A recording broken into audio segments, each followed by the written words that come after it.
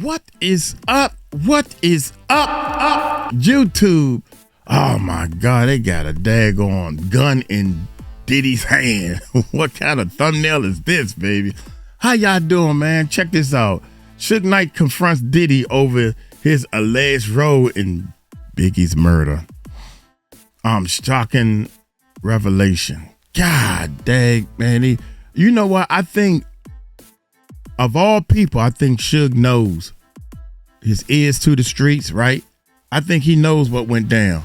And I think that him knowing what went down, I think the code is don't snitch.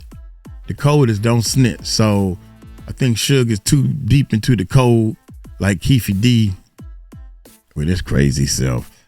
I can't believe this. I can't be with that code. I'm sorry, man. If I know something, I'm telling. Because I'm allergic to jail, baby. Anyway, man, I thought this was a good video right here, man. Y'all hit that subscribe button. Hit that bell. So let's check it out. He was conscious on the way to. So he was conscious on the way to the hospital. He was conscious on the way to the hospital. He was conscious in the ambulance. He was conscious after they did the surgery. The silence just broke. Suge Knight, locked up with nothing to lose, finally said what everybody been thinking for 30 years. 3 words about Biggie being Pop that just flipped the whole game. The truth wasn't hiding. People just been too scared to say it out loud. The silence just broke. For nearly 3 decades, everybody who knew something kept their mouth shut. The code of the streets, fear of retaliation, loyalty to the wrong people. Whatever the reason, the truth about Biggie's murder stayed buried under layers of silence. Witnesses saw things they never reported. Industry insiders heard whispers they never repeated. And the people closest to the investigation, they moved on, got promoted, collected pensions, and took their secrets with them. But silence has an expiration date, and Suge Knight, sitting in a California prison cell with nothing left to lose and everything to say, just broke that silence wide open. In a deposition that should shake the entire hip-hop world, he dropped 3 words that cut through 30 years of lies. He killed him. No coded language, no street riddles, no vague implications. Just a direct accusation from a man who was there, who saw it all, who played the game at the highest levels. The truth everyone been chasing wasn't hidden in some classified file or buried in some unmarked grave. It was sitting right there the whole time, in the minds of people who chose silence over justice.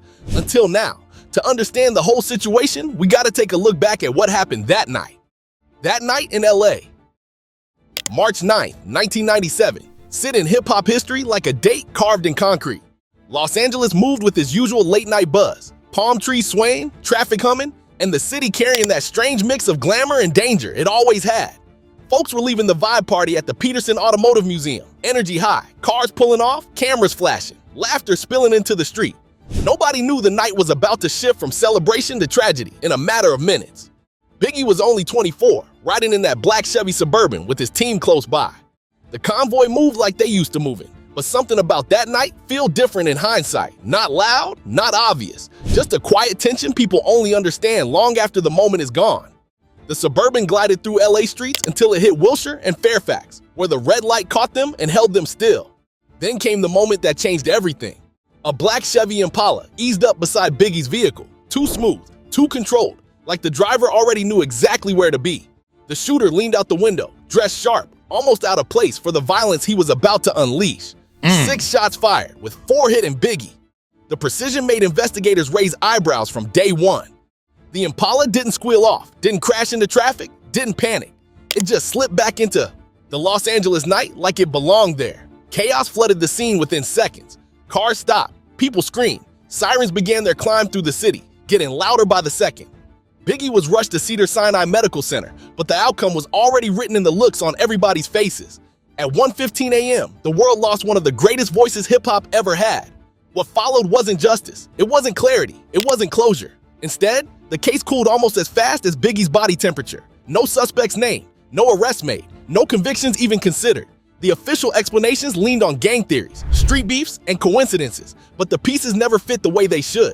The security gaps, the timing, the clean getaway, all of it felt too organized for the chaos people tried to blame it on. That night didn't just end a life, it opened a mystery that grew darker each year. A reminder that sometimes the truth gets buried so deep, the earth forgets how to spit it back out. The switch up before the party. In the retellings that circle through this story's world, the switch-up always lead back to one name. Folks say it wasn't random that Biggie stayed in Los Angeles that weekend. The whispers claim it was Diddy who pushed for the change.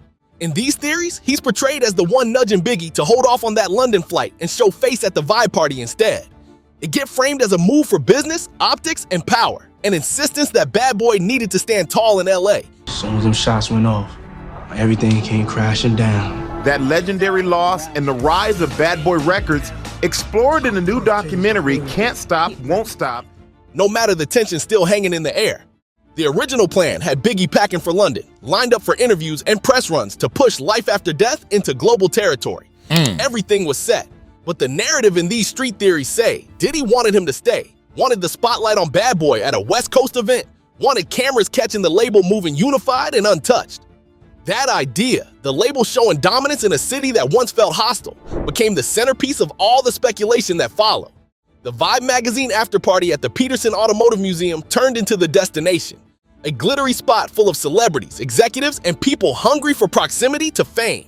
A place where cameras flashed more than headlights, where image mattered more than safety. In the story world built around these theories, that party becomes the first domino. Biggie moved through the crowd calm, doing what stars did, smiling, greeting, representing the brand. On the surface, it looked like a regular industry night. But when people look back through the details, they keep coming through the same question. Why was the trip changed at all? Why risk a city still pulsing with unresolved energy? Why position Biggie in a place that didn't really need his presence? The convoy leaving that museum parking lot would become one of the most studied moments in hip-hop history. And in these fictional theories, the weight sits heavy on the idea that the choice to stay wasn't Biggie's own plan. It was shaped, redirected, influenced by somebody else's agenda. The Suburban pulled off into the night, engines low, headlights cutting through LA's long stretch of blocks. But every time the timeline is revisited in these retellings, folks go back to that one shift in the schedule. One decision rooted in confidence, strategy, or maybe just pride. A single change that set the whole night on rails. It wasn't meant to ride. Suge Knight's 3 words. In the world of rumors, old tapes, and half-whispered confessions, 3 words from Suge Knight echo louder than anything the case ever produced. The phrase gets repeated, chopped up, slowed down, and analyzed by people who've been trying to make sense of Biggie's death for decades. In this story's universe, those 3 words hit the culture like a warning shot, pushing everybody to revisit what they thought they knew. Suge's life been tangled up with hip-hop history, tragedy, and power moves that shaped the entire landscape. When he speak, even from behind concrete walls, people listen, or at least they lean in close.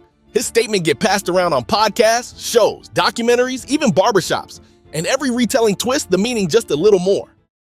What stands consistent is the weight, the tone, the suggestion that somebody in Biggie's circle knew more than they ever said. The comparison Suge draws between Tupac's death and Biggie's turns into a major point of analysis. In these theories, folks paint Pac's last moments as shared. Suge in the same car, both men caught in the line of fire, both bleeding under neon Vegas lights. 2 targets hit together, 2 lives locked in the same danger. But Biggie's night, as the storytellers in this universe frame it, plays out different. Biggie riding one way, Diddy moving in a separate vehicle, untouched by the chaos. This contrast becomes fuel for speculation. Not proof, not certainty, just the kind of coincidence that make people look twice. Analysts in this fictional retelling map out the timelines, the routes, the positioning, the decisions made by everybody that night. They ask why one leader was shoulder to shoulder with his artist during danger, while another held distance during a moment that turned deadly. Suge's words don't offer clarity. They offer possibility, a clue, a crack in the wall that already had too many fractures. His statement pushes the idea that Biggie's death wasn't random, wasn't some messy fallout of coast-to-coast beef, but something orchestrated, calculated, pulled off with precision that matched a professional hand. The culture reacts in waves. Some call Suge bitter, some call him honest. Some say he's stirring old wounds for revenge, but no matter what people believe, them 3 words force the case back into the spotlight. They turn speculation into momentum, demand into urgency, conversation into investigation. In a mystery built on silence, Suge's voice becomes the loudest noise the case heard in years. And whether his words hold truth or just spark more questions, the impact is undeniable. The timeline shifts again, and the story keeps getting darker. The setup was too clean. Listen, when you've been around the game long enough, you know the difference between chaos and calculation. What happened to Biggie that night? That wasn't no random act of violence. That was a military operation disguised as a street hit. Let's talk about the shooter first. This man pulled up to a red light on Wilshire Boulevard wearing a suit and bow tie. A bow tie. Like he was heading to somebody's wedding or a Nation of Islam meeting. I was going to say that. Calm, collected. No mask, no panic, just stone cold purpose. He rolled up in that black Impala like he had an appointment he couldn't miss. 6 shots, 4 connected. Then he vanished into the LA night like a ghost. No screeching tires, no wild chase, just smooth. That's not amateur hour. That's a professional who knew exactly what he was doing and knew he wouldn't get touched. Now, let's break down the security situation, because calling it security is being generous. The people supposed to be protecting one of the biggest rappers in the world had no real training. Officers who were supposed to be on duty that night didn't even have radios to communicate with each other. Think about that. In 1997, they can't afford walkie-talkies for a man worth millions. No armored vehicle for Biggie, no backup plan if things went sideways, no contingency for nothing. It was amateur hour from jump, and somebody made sure it stayed that way. Then you got the coincidences that ain't really coincidences. Traffic lights turning green for the shooter's car while everybody else catches red. Surveillance cameras all over LA, but somehow none of them caught nothing useful that night. Known gang members spotted at the vibe party, rubbing shoulders with industry people, and nobody thought that was strange. The whole night felt orchestrated, like somebody wrote a script and everybody played their part. This wasn't bad luck. This wasn't Biggie being in the wrong place at the wrong time. This was intent. This was somebody making sure all the pieces lined up perfect. Security full of holes, escape route clear, witnesses scared silent, evidence disappearing faster than the shooter. The streets knew it from day one. This wasn't some beef that boiled over. This was a hit, clean and professional, designed to look just messy enough to be believable. And somebody made sure it stayed unsolved. This wasn't about no rap beef. For years, they fed us the story. East Coast versus West Coast, Bad Boy versus Death Row, Biggie versus Tupac. Magazine covers sold that narrative. MTV pushed it. Radio stations ran with it. They made it seem like hip-hop was tearing itself apart over pride and geography. Like these two giants couldn't exist in the same world. But that's the story they wanted you to believe. That's the smokescreen that kept you from seeing what was really going down. Because this wasn't about no rap lyrics or diss tracks or who had the harder crew. This was about something way bigger, way darker, way more dangerous than beef between artists. This was about power, real power. The kind of power that controls boardrooms and street corners at the same time. At the same time. The kind of power that decides who eats and who starves in the music industry. We're talking about millions of dollars, distribution deals, publishing rights, master recordings. We're talking about who controls the culture and who profits off it. That's what was really at stake. Suge Knight said it himself, and love him or hate him, the man was there. He played the game from both sides, corporate shark in a suit 1 minute, street enforcer the next. He's seen how the industry works when the cameras are off. He knows where the bodies are buried, literally and figuratively. And now that he's locked up with nothing left to lose, he's saying what everybody been scared to say for 3 decades. Biggie didn't get caught in no crossfire, he got set up. And the people who should have protected him, the people who claimed to love him, were either silent when it mattered or suspiciously far away when the bullets started flying. Think about the money involved. Bad Boy Records was printing cash. Biggie was the golden goose. Life after death was about to be massive, and everybody knew it. But with success comes greed. With greed comes betrayal. And in an industry built on exploitation, loyalty only goes as far as the next check clears. The rap beef story was convenient. It gave the media something to talk about. It gave the cops an easy narrative to follow. It let the real players move in the shadows while everyone focused on the rivalry. But strip away the headlines and the hype, and what you're left with is a cold business decision wrapped in violence. This wasn't about defending Coast reputations or settling scores over verses. This was about eliminating obstacles. This was about consolidating power. This was about people in expensive offices making calculated moves while artists took the fall. And Biggie, the king of New York, became a casualty in a war he didn't even know he was fighting. 2 hits, same pattern.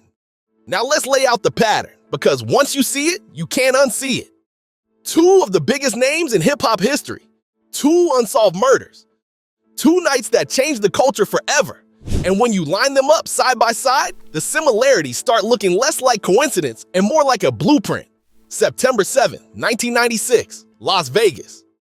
Tupac Shakur gets shot multiple times while sitting in the passenger seat of a BMW. Suge Knight is driving. The bullets fly, and Suge catches one too. Fragment lodged in his head. He's bleeding, injured, but he survives. Pac doesn't make it. 6 days later, Tupac Shakur is gone at 25 years old. But here's the thing, Suge was right there. He took fire, He bled beside his artist. Whatever you think about Suge Knight, that night he was in the line of fire with his man. Now flip it. March 9th, 1997, 6 months later.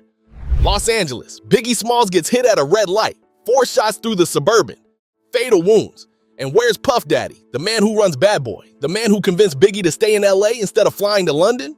He's riding in a completely different vehicle, not a scratch on him, not a bullet hole in his car, not even close to the danger. That's the pattern that makes people talk. That's the contrast Suge Knight throws in your face. When your artist is moving through hostile territory, where are you? Suge put himself in harm's way. Diddy kept distance. One CEO caught bullets protecting his investment. The other CEO stayed clean while his biggest star got murdered. Twice, the biggest names in the game get taken out. And both times, the question is the same. Who benefited?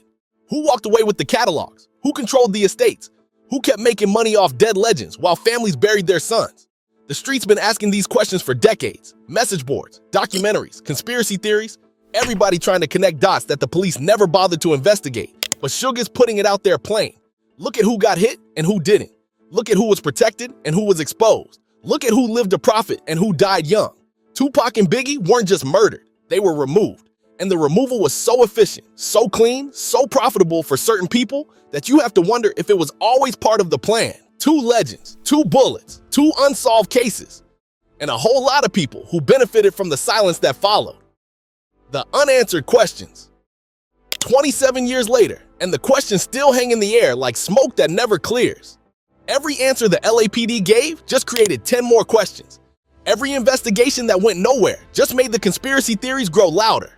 Why was security so trashed that night? We're talking about the notorious B.I.G., one of the most valuable artists in hip-hop, rolling through LA with barely trained personnel and no real protection plan. That's not an oversight. That's negligence at best, complicity at worst. Why did the LAPD shut down the investigation so quick?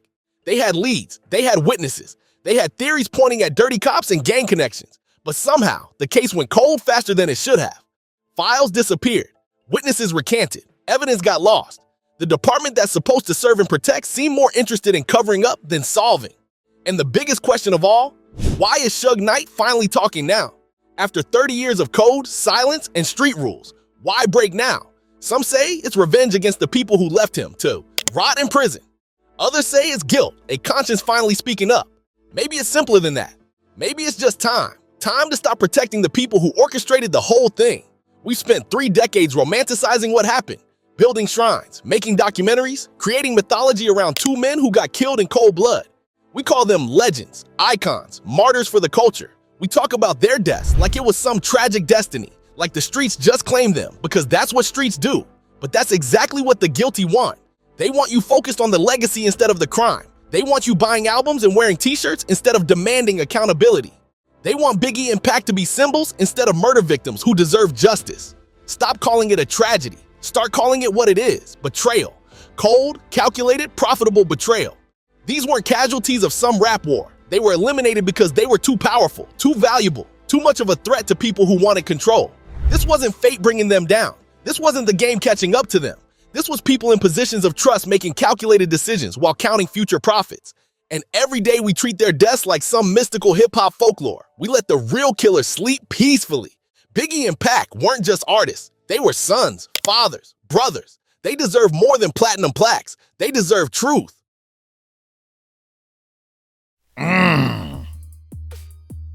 That was a strong voice. Man, it's about to slip. It's about to slip.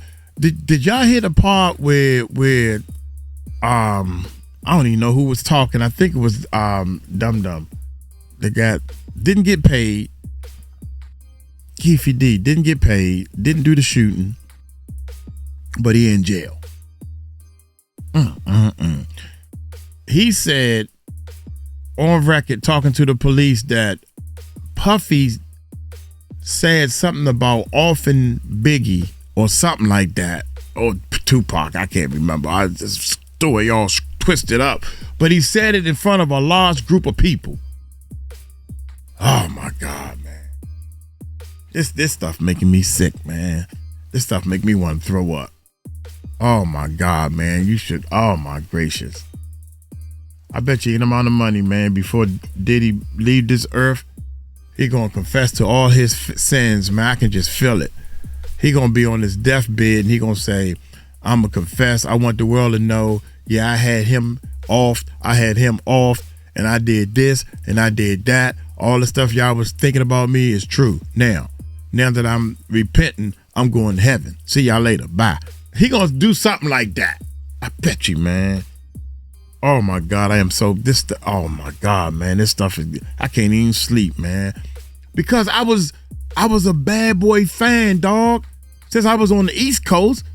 I mean, I like Dr. Dre. I'm down with Dr. Dre beats and everything, but that's West Coast. So if you had to pick one, bam. Biggie. I was a Biggie fan. I didn't like Tupac too tough. I mean, I'm not saying that he was whack. He was very good. Jay-Z and Nas, they all very good. You could tell they good because their music was selling.